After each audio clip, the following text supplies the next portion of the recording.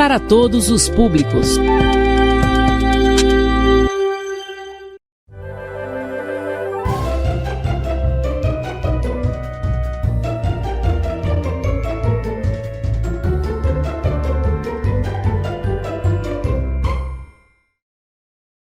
Bom dia, boa tarde, boa noite, meu aluno do 6º ano. Você já me conhece, eu sou o professor Max Emiliano e estou aqui para mais uma aula do projeto Escola em Minha Casa, Projeto de Vidas, ok? E na nossa aula de hoje nós vamos falar de algo muito, mas muito interessante.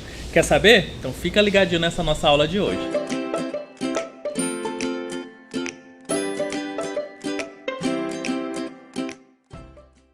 Olá, turma do 6º ano. O nosso assunto de hoje é língua, linguagem e variação.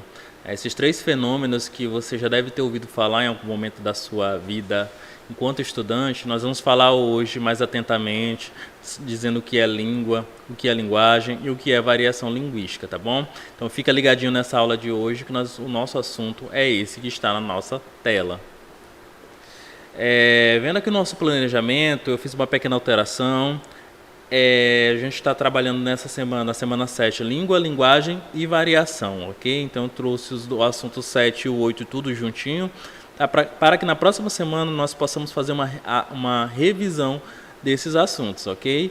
Então você vai seguir esse cronograma direitinho, porque ele vai finalizar justamente no seu período com o fim do primeiro bimestre. Então, a partir da semana 9, nós temos só conteúdos relativos ao segundo bimestre, né? Conteúdos novos, ok? Então, é um momento de estudar, é um momento de rever o que é e-mail, o que é carta, o que é conto, ok? E o assunto de hoje, que é língua, linguagem e variação, que também nós vamos fazer revisão na semana que vem, ok? Então, vamos lá. Para que a gente possa falar sobre linguagem, a gente precisa refletir sobre o que é esse fenômeno, né? As pessoas elas interagem por meio de linguagem, expressa por diferentes sistemas de signos, sejam eles gestuais, sejam eles sonoros, sejam eles gráficos, né? Aí a gente tem três bons exemplos de um gestual, de um sonoro e de um gráfico. Essa menina que está dizendo tchau, provavelmente, né? Ela está fazendo uso de um sistema de signo gestual. Essa moça que está falando, né? Blá, blá, blá, blá, blá, ela está fazendo uso de um sistema de signo sonoro. E a terceira imagem mostra um sistema de signos gráficos, né? A escrita. Então, eu posso dar tchau por meio de um gesto, né? Como um gesto da menina. Eu posso falar tchau, eu posso escrever. Então, tem várias formas de me significar frente aos outros. Ao falarmos, gesticularmos, escrevermos, desenharmos, olharmos, não só comunicamos algo, como também agimos sobre o outro, né? É por meio da linguagem, por meio dessa nossa capacidade de linguagem que todo ser humano possui, é que ele pode convencer alguém, fazer um convite, impor uma ordem, certo? Brigar, né? Dar uma bronca em alguém. Então, essa atividade de linguagem, ela está presente tanto por meio da nossa fala, né? Por meio da nossa fala, da nossa escrita, nosso desenho, do nosso olhar, do nosso corpo. Então, a atividade de interação de linguagem ela é muito maior do que essa questão da fala. Ela leva em consideração o corpo, a maneira como o corpo está aí posicionado, está gesticulando. Então, tudo isso é atividade de interação, ou seja, atividade de linguagem. Então, linguagem, qual é a definição? Ela é uma atividade de interação. Por meio da linguagem, os indivíduos se comunicam, constroem sentidos e agem sobre os outros, né? Por meio dessa nossa capacidade de linguagem que Deus nos deu, né? Nós podemos agir uns sobre os outros, ok? Nós podemos convencer, nós podemos dar broncas, nós podemos ovacionar as pessoas por meio da nossa atividade de linguagem, ok? Então, linguagem é uma atividade de interação. Os sentidos são construídos a partir da interação entre os indivíduos, chamados de interlocutores, né? Na forma canônica aí de comunicação, nós temos assim, alguém que fala e alguém que escuta. E essas duas pessoas, que ora essa pessoa que escuta vai se tornar a pessoa que fala, né? São chamadas como de interlocutores, entenderam? Quando eu tenho dois indivíduos aí que estão numa conversação, eu tenho dois interlocutores, né? Sobre linguagem verbal e linguagem não verbal, não é? Nós temos aí essa imagem que está na sua tela, que é a imagem de uma obra, O Grito, de Edvard Munch. que vocês podem ver aí também na disciplina de arte, né? E por que essa imagem eu estou trazendo? Observem que a partir da leitura dessa imagem a gente consegue ter sentimentos como desespero, dor, alerta, grito, né? Então, o ato de gritar, aliás, nós podemos interpretar essa imagem como aparentemente ele está sobre uma ponte, ali lá no fundo eu tenho uma maremoto, uma situação de onda, né? Então, por meio da exploração dessa linguagem que é não verbal, né? Utiliza-se de imagens, nós podemos traduzi-la por meio de palavras. E é essa diferença entre linguagem verbal e linguagem não verbal. A linguagem verbal ela estabelece comunicação por meio de palavras escritas ou faladas, enquanto a linguagem não verbal ela estabelece uma comunicação por meio de outros sinais, gestos, expressões faciais, imagens, cores, sons. Aí vocês vão prestar bastante atenção nessas duas imagens, né? Enquanto a linguagem verbal se organiza em torno da palavra, como no primeiro exemplo, a linguagem não verbal vai se organizar em torno de outros sinais, como a imagem. Então, de repente, no hospital, você pode se deparar com uma ou outra dessas placas. É proibido fumar neste local, que aí eu tenho a presença de uma linguagem verbal organizada em torno da palavra, e eu tenho a imagem aí do cigarro e esse símbolo de proibição, que indica uma linguagem não verbal. Então, entre alguns gêneros que nós possuímos em que há predominância da linguagem verbal, eu tenho uma carta pessoal aí na segunda imagem, que nós já estudamos aqui em outro momento, tá ok? Se você não lembra, volta aí nas nossas aulas, no nosso canal no YouTube. O verbete de dicionário, no caso aí eu tenho a palavra gratidão, a gente pode encontrar esse verbete aí num dicionário, ok? Que é um livro onde nós temos as palavras da língua e os seus respectivos significados, ok? E nós temos um outro gênero textual denominado currículo, não é? Que eu tenho o percurso de vida daquela pessoa, de um sujeito, né? Eu tenho objetivos, a experiência dele, os cursos, todas as informações pertinentes para o indivíduo conseguir um trabalho. Então, esses três gêneros que eu apresentei, a predominância é de linguagem não verbal. De linguagem verbal, perdão. Quando na linguagem verbal, eu tenho, por exemplo, essas imagens aí que vocês estão vendo, né? Tanto o símbolo aí do proibido fumar, como essa placa de trânsito que indica, sem usar nenhuma palavra, que há um trânsito de pedestres. Eu tenho uns emojis que vocês conhecem aí no WhatsApp de vocês, não é, que vocês devem fazer uso aí todos os dias, né, que indicam sentimentos, esse sentimento de alegria, de festa, de tristeza, de paixão, tudo por meio de imagens. E eu tenho a música, né, a sonoridade. Aí eu tenho um rapaz aí tocando bateria, né, e aquele som, aquela sonoridade, ela também significa. Isso vocês podem observar, por exemplo, num filme de terror, aquela música, né, aquela trilha sonora tensa, ela traz aquela sensação de medo, de tensão, mesmo que a personagem não diga nada em cena, mas só aquela música, aquela trilha sonora é capaz de causar terror, pânico nas pessoas que assistem, ok? Linguagem mista ou verbo visual, eu nem preciso falar o que é, né? É justamente quando há a recorrência de linguagem verbal e há a linguagem não verbal. Aí eu tenho 3 bons exemplos, ok? De linguagem mista ou verbo visual. Eu tenho as figurinhas de WhatsApp, né, que vocês conhecem, eu tenho certeza que vocês fazem muito uso na casa de vocês. Essa figurinha aí, a quinta, né, eu tenho a presença de uma personagem, mas eu tenho a presença desse texto. Então aí eu tenho uma linguagem mista ou verbo visual. Um sem a outra não existem, tá? Elas se complementam para formar o sentido, para formar a comunicação. Aí na segunda imagem eu tenho a presença de uma cadeira de rodas e uma propaganda que vai alertar sobre os perigos de beber e de dirigir. A gente está no maio amarelo, por isso que é muito pertinente que vocês vejam esse tipo de propaganda, né, que vai falar sobre os perigos da direção e do álcool. E na terceira e última imagem eu tenho um gênero denominado tirinha, histórias em quadrinhos, né, em que eu tenho a presença tanto da imagem, né, por meio das personagens, como eu tenho a presença da linguagem verbal, por meio dos balões, não é?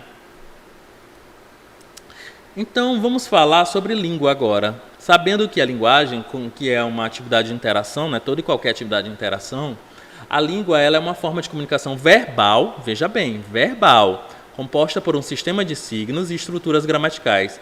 Ela permite que seus falantes possam interagir entre si por meio de um código, né? Então, nós enquanto brasileiros, compartilhamos de um código em comum, que é a língua portuguesa. Sobre a nossa língua, né? Sobre a língua e a nossa língua em especial, aqui no finalzinho. Em algumas comunidades, a língua é apenas falada, não sendo representada por um sistema de escrita. Vocês podem observar na história, né, que a fala ela surgiu primeiro que a escrita. Então, temos muitas comunidades aí que ficaram na pré-história, que tinham a sua língua, porém elas não foram representadas por meio de um sistema de escrita. Então, se perderam, né, no tempo. Então, é impossível nós reconstituirmos sem uma documentação. Nós sabemos que existiram, porém, como estão ali localizadas no período anterior à escrita, nós não conseguimos entender as suas estruturas gramaticais, as suas peculiaridades enquanto língua. Tá? As línguas são primeiramente orais, ou seja, faladas, é o que eu já acabei de adiantando, ok? Você nunca vai ver, por exemplo, um bebê escrevendo primeiro que falando. Primeiro ele fala, ele apreende essa língua por meio do contato com seus pais, seus irmãos, seus parentes, e depois, quando ele passa por um processo de escolarização, ele vai para a escola, é que ele aprende a escrever. A escrita é uma representação gráfica posterior ao surgimento da língua falada, né? Então, primeiro surgiu a fala, depois surgiu a escrita. Tanto é que a escrita representa o marco aí dessa divisão entre história e pré-história. Cada língua possui um conjunto de palavras e regras de combinação dessas palavras que os falantes apreendem naturalmente ao longo de toda a sua vida, né? Voltando aqui no caso de um bebê, à medida que ele vai tendo contato com novas pessoas, com outras pessoas, outras formas de falar, é que ele vai aprendendo como é que se fala essa língua portuguesa, né? Essa língua, na verdade, que pode ser a portuguesa. No Brasil, o português foi herdado dos colonizadores portugueses, além de possuirmos outras 150 línguas indígenas faladas aqui. Quando os portugueses chegaram no Brasil para explorar o nosso país, já existiam várias comunidades indígenas, né, como eles chamaram, os povos que viviam aqui. E até hoje nós temos 150 línguas, cerca de 150 línguas faladas aqui no Brasil, além do português. Porém, o português é essa língua oficial, né, a língua da massa, né, falada por quase todos os brasileiros, que foi herdado da época da colonização portuguesa. E as línguas sofrem modificações ao longo do tempo, ou seja, as línguas nunca são iguais. Essa língua portuguesa que nós falamos hoje, em 2021, não é a mesma língua que se falava em 1500, quando Pedro Álvares Cabral chegou no Brasil, e muito menos a língua de 1880, sei lá, dando uma data aqui qualquer, porque há diferenças ao longo do tempo na língua. E que diferenças são essas? Primeiramente, nós temos aí diversas línguas. Aí eu tenho eu te amo em várias línguas, em italiano, em português eu te amo, em inglês I love you, em tcheco, enfim, eu tenho várias maneiras de dizer eu te amo. Por isso que as línguas existem várias e várias línguas. E essa modificação histórica das línguas, como eu estava falando, por exemplo, aqui o você, que nós usamos muito nos dias de hoje, não era você. Não era você que era utilizado, sei lá, 200 anos atrás. Se primeiro surgiu esse pronome de tratamento denominado vossa mercê, e ele foi sofrendo algumas alterações. Passou a ser vós mercê, passou a ser vancê, passou a ser você, e hoje a gente percebe até que na língua escrita, no internetês, a gente usa o VC. E o mesmo ocorre com a palavra Virgem Maria, para falar de um fenômeno muito que está acontecendo nesse momento, né? Hoje em dia a gente escuta não só o Virgem Maria, né, mas é mais comum escutarmos Vixe Maria, Ixi Maria, Ixi. E na internet estão surgindo outras formas, né? Itimalia, Ixi, ok? Então a língua ela se modifica ao longo do tempo e essa mudança, como vocês podem perceber, pode ser bem perceptível. Intertextualidade. Quando um texto dialoga com o outro, dizemos que eles mantêm entre si uma relação de intertextualidade. Essa referência ela pode ser explícita ou implícita. Para entendermos esse conceito, eu trouxe aí uma propaganda de um hortifruti granjeiro, né, que é o Horta de Elite, que o objetivo dessa propaganda é vender esses produtos naturais, né, tomate, cebola, limão. Só que ela está fazendo uma alusão, nessa propaganda específica, ao filme Tropa de Elite, que eu tenho certeza que alguns de vocês conhecem. Observem aí os elementos, né? A boina aí de militar, a palavra horta, que parece muito com a palavra tropa, até do jeito como ela foi colocada. Então, aí eu tenho uma intertextualidade, que é um contato entre esses dois textos, de naturezas totalmente diferentes, mas eu tenho um contato explícito, né? Eu consigo perceber que a propaganda do Hortifruti, ele foi baseada, ele teve contato com a propaganda, com o cartaz, na verdade, do filme Tropa de Elite. Então eu tenho muita referência, muito contato entre esses textos. Sobre variação linguística. A variação linguística trata-se de um fenômeno comum a todas as línguas, de apresentar variações em função da época, região, situação de uso e das particularidades dos falantes, né?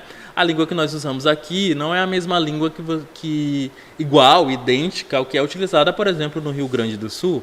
Temos diferenças. Não é a mesma língua que é utilizada lá em Angola. Não sei se vocês sabem, mas Angola é um país da África que fala a língua portuguesa. Então, a maneira como você fala aqui na frente dos seus pais pode ser diferente da maneira como você fala com os seus amigos. Então, esses fenômenos nós denominamos de variação. A variedade regional, não é? Ocorre em função da cultura dos falantes de uma região. Essas diferenças tornam-se óbvias como quando ouvimos um falante de português paraibano, um carioca e um gaúcho conversando. Nos 3 estados fala-se o português, mas há diferenças imensas entre cada fala, né? Então, se você for hoje para o Rio Grande do Sul, ou para São Paulo, ou para o Amazonas, enfim, qualquer região do nosso país que seja diferente da nossa, você vai perceber diferenças muitas vezes gritantes na escolha vocabular, como nós temos aí a tangerina nessa imagem, que é chamada de bergamota em outros lugares, que é chamada de mexerica em outros lugares, como também nós temos outros tipos de diferenças aí no uso da língua portuguesa. Você vai perceber tanta presença de vocabulário, construções sintáticas diferentes, léxicos totalmente diferentes desses que nós utilizamos, ok? Então, se você viajar para um outro lugar, você já vai perceber essa variedade regional, que é essa variação em função da região. Já as variedades sociais são as variações de uso da língua por um grupo de falantes que compartilham características socioculturais, classe socioeconômica, nível cultural, profissão, idade, interesses, ok? Então nós podemos pensar assim, naquela galera da pintura, né? Que vocês fazem aula de pintura, fazem aula de natação, ou fazem um esporte, um futebol, um vôlei. Vocês têm palavras ali, modos de se expressar totalmente diferentes de outros grupos sociais, né? Inclusive os surfistas, que aí eu coloquei o glossário do surf, por quê? Porque os surfistas têm uma linguagem tão peculiar, tão específica, com palavras que não são muito recorrentes na nossa língua, palavras inventadas inclusive, que existe alguns glossários do surf, que são verdadeiros dicionários que explicam a linguagem que é falada por esses sujeitos, né? Os sujeitos que praticam esse esporte surf, ok? E as variedades situacionais? Quando escrevemos ou falamos, adequamos nossa linguagem à situação de comunicação, que envolve os interlocutores, o contexto em que se encontram e a intenção de quem produz o texto. Trata-se, então, de uma variedade que leva em consideração as diferentes situações de comunicação no dia a dia, né?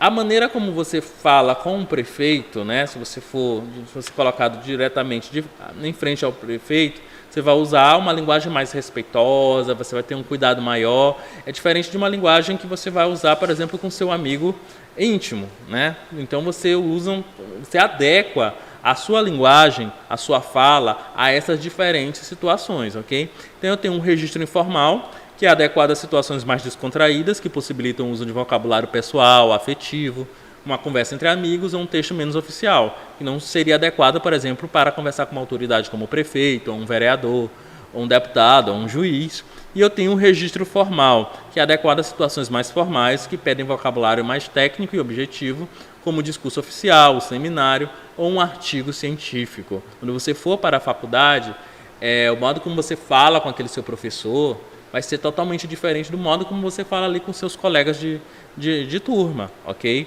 Por quê? Porque você vai fazer essa adequação. Então, isso que a gente chama de variedade situacional. Dependendo da situação, você vai fazer um registro mais formal ou um registro menos formal da língua. Aí eu tenho alguns exemplos, né, de registros formais. O próprio currículo, como eu já falei, você vai se comunicar. Quando você elabora um currículo, você quer solicitar um emprego para uma determinada empresa. Então, o que você vai fazer? Você vai elaborar um documento formal, mostrando o seu percurso, a sua carreira até aquele presente momento.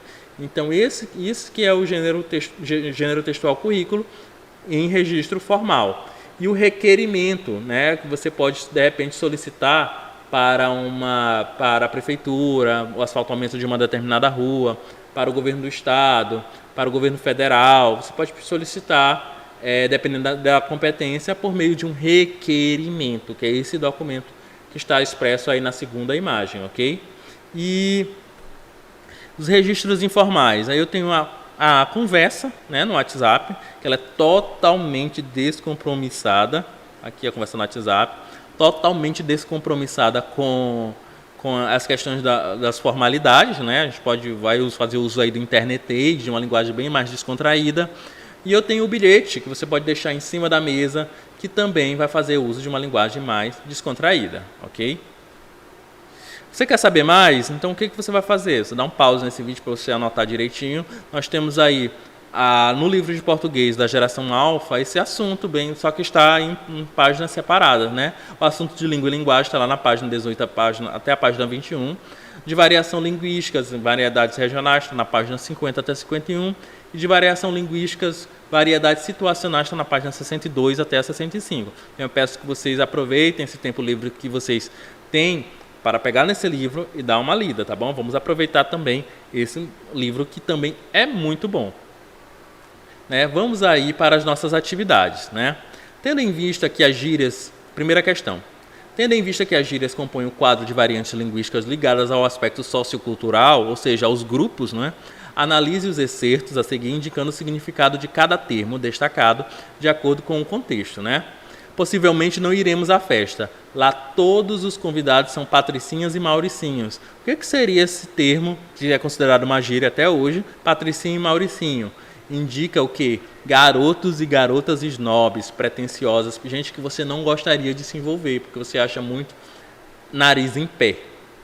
Letra B. Nossa, como meu pai é careta, não permitiu que eu assistisse aquele filme.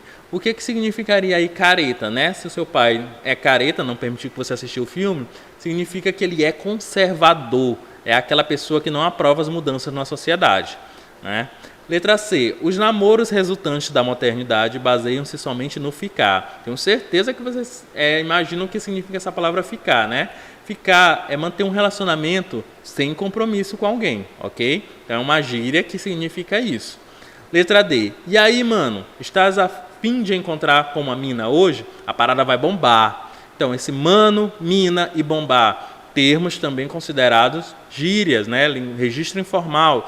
Então, aí nós temos a palavra mano, significa amigo, né? A palavra mina, garota. E a palavra bombar, é um evento grandioso que promete muito, né? E a letra E. Aquela aula de matemática foi péssima, não saquei nada daquilo que o professor falou. Que palavra poderia substituir saquei? A palavra saquei poderia ser substituída por compreender ou assimilar, no caso, o conteúdo que o professor passou. Na segunda questão, ele pede para que a gente faça análise da variação linguística, que a gente encontra nos dois excertos, ok?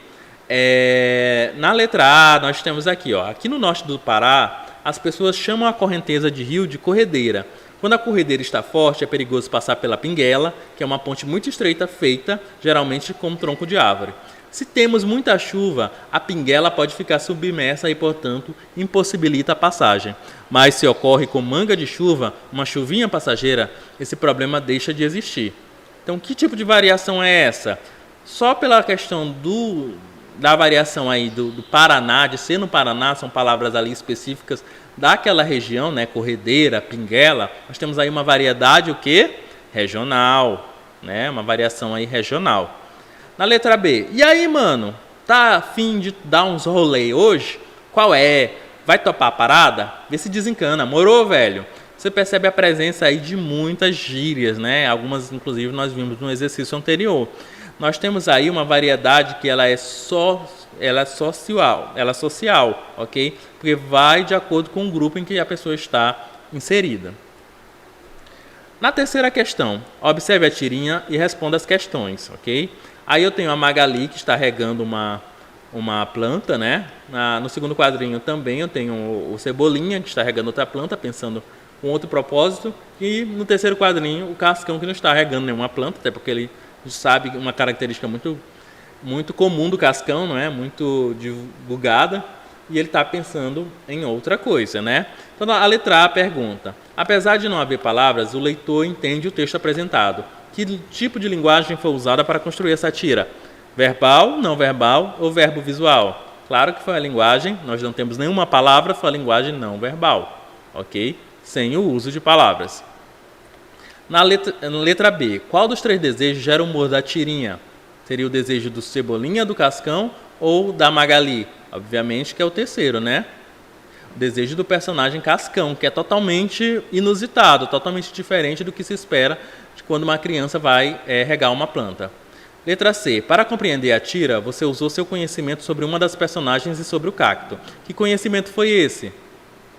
O fato da personagem Cascão ter medo de água e o fato de o cacto ser uma planta que precisa de pouca água e não pode ser regada com abundância. Então, a escolha do Cascão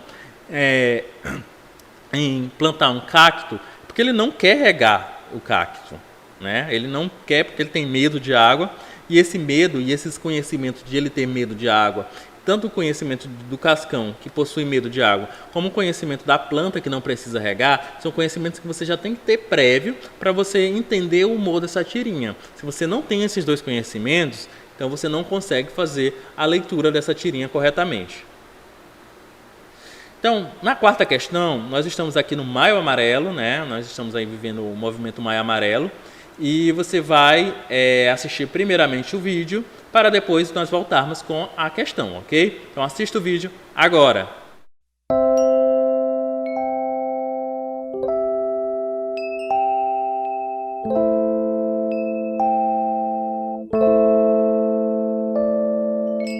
Mãe, você escuta o conselho das suas amigas? Quando o homem do jornal fala na TV, você presta atenção. Até a mulher com voz de robô você ouve. Mas agora tá na hora de você me ouvir.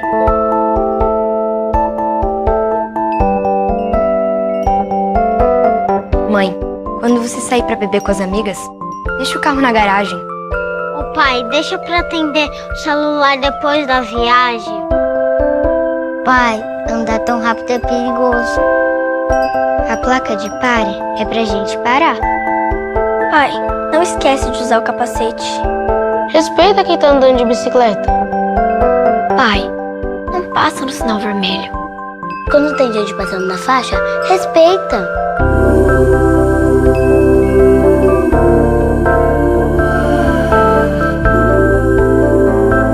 Ouvir o conselho de quem te ama faz todo sentido. Faça sua parte para um trânsito mais seguro.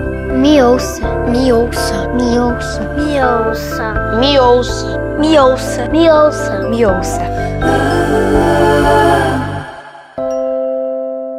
Maio Amarelo. No trânsito, o sentido é a vida.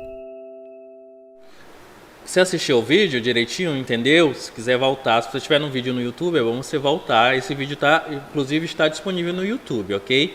Então a pergunta é: identifique os elementos verbais e não verbais que compõem a propaganda que você assistiu, ok? Então nós temos quais elementos verbais e quais são os elementos não verbais. É muito fácil identificar. Os elementos não verbais dessa propaganda são os discursos dessas crianças, né, que o tempo todo vão falando, da narradora lá no final, e as inscrições me ouça e outras ao fim da propaganda, tá? Então tudo que é linguagem falada, né, essa fala ou escrita, ou nós temos aí os elementos verbais. Os elementos não verbais são a música de fundo, a fita amarela, né, que simboliza o movimento do Maio Amarelo. Quando você vê essa fita, você já sabe que ela representa esse movimento, né? as imagens das crianças e o discurso em libras do menino, né? Na verdade, é uma modalidade gestual visual de comunicação, ok? Quando ele fala ali que me ouça, e em outro momento que ele fala que não se deve usar o celular ao volante, né? Então ali nós temos ali um discurso que é em libras, que é uma modalidade gestual visual de comunicação, ok? É muito mais até do que não verbal, ela é verbal e não verbal ali ao mesmo tempo.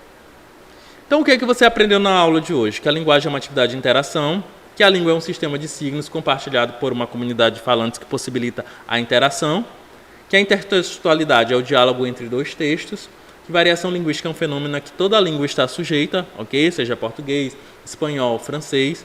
E assim temos a variação regional, em função da região onde o falante está, a variação social, de acordo com o grupo social ao qual o falante pertence, e a variação situacional, que põe em jogo a adequação linguística de acordo à situação real de comunicação. Estou diante de alguém, de uma autoridade, vou falar de um jeito. Estou diante aqui dos meus amigos, descontraído, vou falar de uma outra forma, menos compromissada com a norma culta, ok? Então, nossa aula termina por aqui, foi muito gostosinha, né? Aí semana que vem, como eu já falei, já adiantei, temos revisão. Então eu espero vocês na próxima semana, essa mesma hora, esse mesmo canal, ok? Obrigado e até mais.